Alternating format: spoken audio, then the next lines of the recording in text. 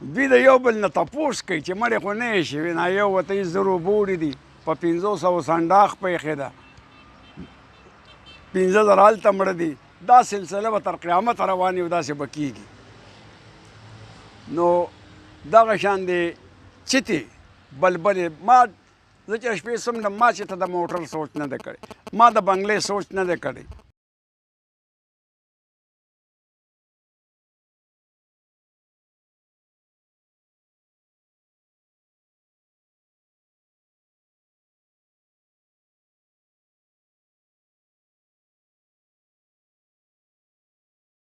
ما دومره زندگی تیره شوې ده بلکې د سن 1993 نه واخله تر ننه پورې دې سره ما په یو ځای کې 7 کاله تیر کړي دي او دی یو داسې انسان و چې هر سړي ته یې ښه لار ښودلې ده بده یې نه ده ښودلې په ما یو ځای کې یو وخت کې داسې تکلیف راغی چې په تورو غرونو کې ناست و او دا احسان شیرپو عنایت الله شیرپو دوی راولګېدل او زه د هغه ځای نه راوچت کړم په بورقه کې او اسلام آباد ته ډایرکټ ورسولم او په داسې انداز کې زه دوی وویستم بار چې د دې ملک نه بهر شم بیا پکې هلې ځلې منډې ترنې روغر پکې روانې خو بهرحال په دې دوران کې په ما باندې 7 کاله په دغه ملک کې تیر شو په دغه غیره کې نو احسان شیرپو داسې یو انسان و چې که په کلي کې هم خپل نوم پیدا کړی دی او دا یو پښتون نوم یې ژوندی کړی خو داسې په بیروني ملکونو کې هم د داسې کردار کړی دی ځکه چې د دې خبرې زه د دې ګواه یم چې دې سره اوږه په اوږه څنګ په څنګ بلکې دا به م ووایم چې د عبدالستار ایدي صاحب د هغې ریکارډنګ هم ما د احسان شیرپو کړی او بیا ورسره بېنظیر بټو صاحب هغه د یو سکول افتتاح راتله دا ریکارډ هم دوی سره به پروت وي زه د احسان شیرپو او ولګېدو هغه خدمات موږ هلته کې ترسره کړه او ټول پښتانه ډېر زیات خوشحاله وو نو رونه ټول ښه رونه دي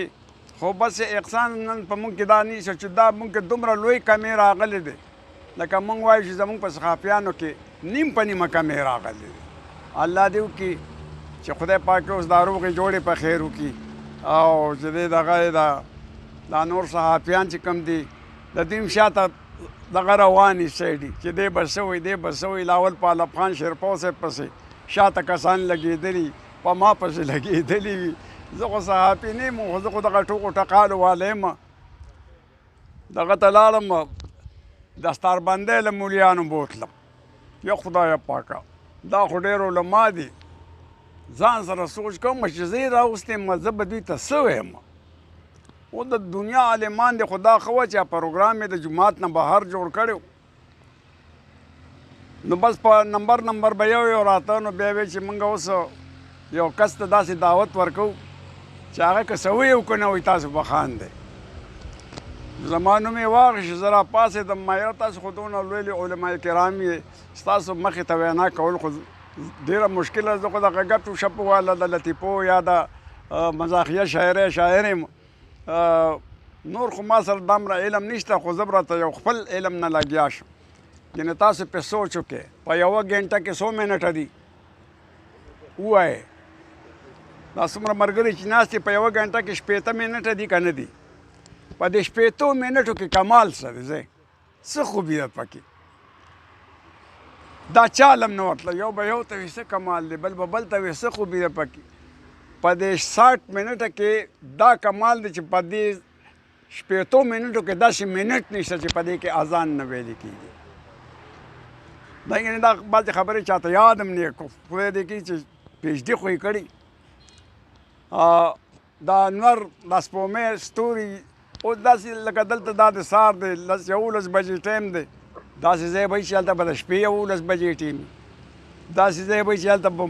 ماسپښین وي داسې ځای به وي چې هلته به سهار وي څه ځای کې به اذانونه ویلې کېږي دا انور چې کوم دی دا د 247 ملکونو نه چورلي دا راتاویږي چا مو نه ویلی شو ما وله جواب ورکړ ښه مې په دنیا کې هغه کم شی دی چې د چا نه هم نه یېرېږي او په هر چا نیغ ورځي ما سیوا د الله نه نور د چا نه یېرېږي. چا به یې زمری دی او چا به یې پړانګ دی او چا به یې شرمښ دی او چا به یې دا دی او چا به ما یې دا مچ دی مچ دا په صدر بوش کینی په اوباما کینی په خان کینی په غریب کینی په میا په مولا او ګوره په خاص څیز کینی راپاسې د انسان په پاکو جامو باندې کینی او داغ به نه پرېږدي. کمال دی که نه ده؟ کب ته وګوره کب دا په اوبو کې پیدا کیږي په اوبو کې لویږي او په اوبو کې په اوبو پسې ګرځي اوبو ته نه میلاویږي. په اوبو کې پیدا کیږي په اوبو کې لویږي په اوبو کې په اوبو پسې ګرځي اوبو ته نه میلاویږي. د چې په اوبو کې دی ګرځي د دا خوله داسې وازه نیولي دله چې کومې خولې ته اوبه راځي نو هغه د ده نه پرې غوږونه وځي دی تشه خټه خوري. میږې په ژوند کې اوبه نه څښي دی چې اوبو ته پروت دي دا به مري. کب چې اوبو کې دننه ژوندی وي چې رابارې کې 2-3 منټه کې بیا په لاس کې مړي ساعت یې وتلي. نو د دې باندې بیا ما یو دغه هم لیکلی دی په دې میږو یو واقعه ده. پخوا خو بار زناور خبرې کولې یو میږي باچا ته وایي ما له لور راکړه نو هغه ورته زه د لور نه درکوم ما میږې والا پاڼه کې ننوته او په خپه والا چک ولګم. هغه چغې جوړې کړې درکوم خو زما یو شرط دی. وایي کم یو؟ وایي چې په کومه ورځ تاسو کې مړې نه یي شوي نو راځه زما لور وکړه جوړې. بس دوی چې کوم ستاسو وګورئ دا لارې جوړه کړي دا څه میږي داسې رواني او څه داسې را رواني او یو بل سره خولې جنګوي. دوی د یو بل نه تپوس کوي چې مړې خو نه یې شوي نه یو ورته یې زرو بوړي دي په 500 سنډاخ پیښې ده 15,000 هلته مړه دي. دا سلسله به تر قیامت رواني او داسې به کېږي. نو دغه شان دی چتې بلبلې ما زه چې شپې څومره ما چې ته د موټر سوچ نه دی کړی ما د بنګلې سوچ نه دی کړی ما د رزق سوچ نه دی کړی. رازق هغه الله دی دا به یې راکوي. یو لطیفه ده ته په دې ځای کې وایم لطیفه هم نه ده حقیقت ته. په دې ټکسلا کې یو هوټل دی هغې کې یو کس راته وی چې دلته یو 2 نشیانو پوډریانو وایي داسې لکه داسې ښه ماډرن کورنۍ والا کسان راغله دغه هوټل ته ډوډۍ ته ودرېدل. دا پوډریان ورغله وایي یاره موږ سره لږه ښېګړ وکړه موږ له امداد راکړه سهار داسې هم نه چای کړی نه ډوډۍ.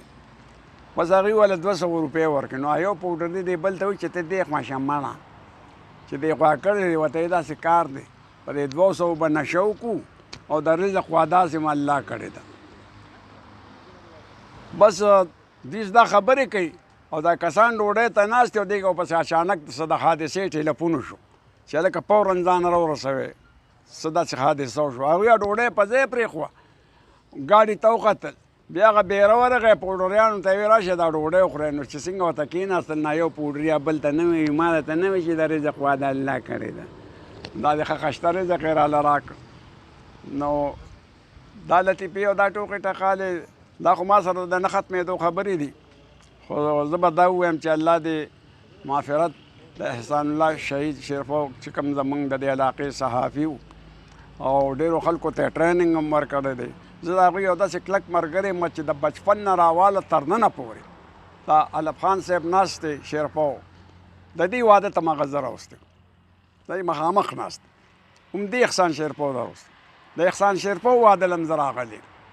ما پکې د یو بوډۍ ښځې ډانس کړو. نو بس دې د هغه وخت نه ما سره ملګري شوي تر ننه پورې عنایت الله شیرفو د دوبۍ نه په 2م او 3م ورځ هغه چې دی ما ته ټیلیفون کوي او بیا راته د دې خبره وکړه نو بېګا ما د دې پروګرام دغه چې دی دا په فیسبوک باندې هم چلولی دی چې صحافیانو وروڼو ته ټولو ته خواست دی چې هغوی راشي او په دې دغه کې موږ سره شرکت وکړي او انشاءالله چې آینده دپاره به دوی هم داسې کوي او داسې به راځي په ګڼه باندې. هغه علب خان صاحب هغه یو شعر درته وایم هغه ودان عثمان خیل یو شعر جوړ کړی راکړه له زړه که نه مه وایې چې نه که نه. نو ما پې بیا جوړه کړه ما چې هغه شتل کور له وړه که نه نو سم مې په درزاري شو دا زړه که نه او ما ویلې دا 100 کیلو په څو کېږي وایي دا په 380 که نه. نو ما وی کاکا لږه ګزاره وکوئ کم نه کېږي ځکه نه. نو ما د 1000 لوټ د جیبه راوویسته ویې ومه دې دا خوله که نه خو لږ که نه نو زه د دوکان منځ کې په ژړا شوم ما اوږې دي واړه که نه نو معده ګوتې خو مخکې په 600 وه هر چا به وړه که نه راځئ چې ثوابي روژې شروع کړو ټول چې وټم ورکه وکه نه نو بس که مې راوسه نور څه مه وایه هر یو غریب هر ځای جړېده که نه وسلام